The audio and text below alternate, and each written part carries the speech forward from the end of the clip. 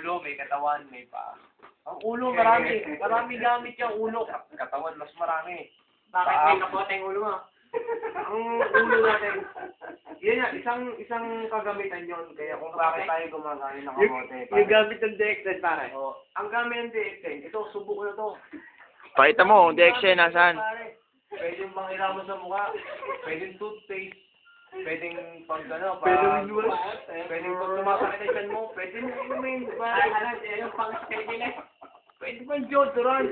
Kaya ang mga kababayan natin na yung nagkakaroon ng sis, dahil kabubulot nila ng balahibo sa kilikili, tapos gagawin deodorant. Yung mga bakterya hindi nakakalabas. Kaya sa tulog. Pinipilit nila pumasok, kaya tayo nagkakapit sa mga kababayan natin.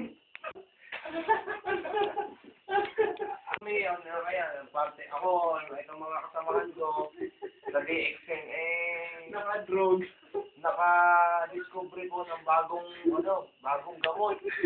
Para po food supplement. Wala kang overdose dito, kaya kung gusto mong pakamatay, huwag mong gagamitin to dahil hindi ka mo overdose kahit isang santak pang inamin mo nito. Naka-drogue kasi yun. Kaya, Yung pare yung lagay ng kasi ininom. kaya para po sa mga manonood namin na sumusuporta sa aming DXN, ito po, subok ko na to. Tumigas po.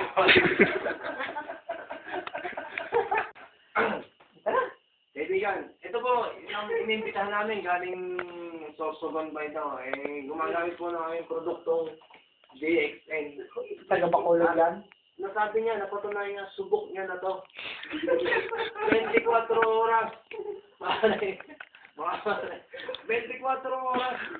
Nakailan. Sakit ang ulo. Wala siyang masabi. At yung 100 ni Gerald, baka mo wala pa. Bye-bye. Paano? Wala akong masabi. Speechless ka nga. Hindi ko masabi. Pare, kung ano ang sabihin ko. Pare.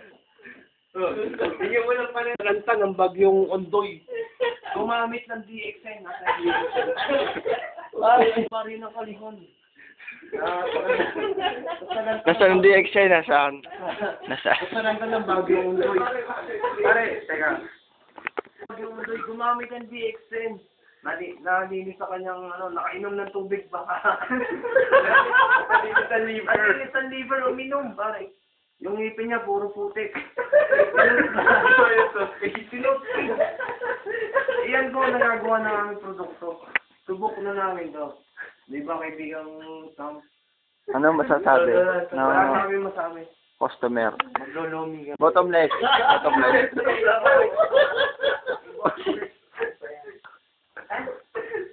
Para yung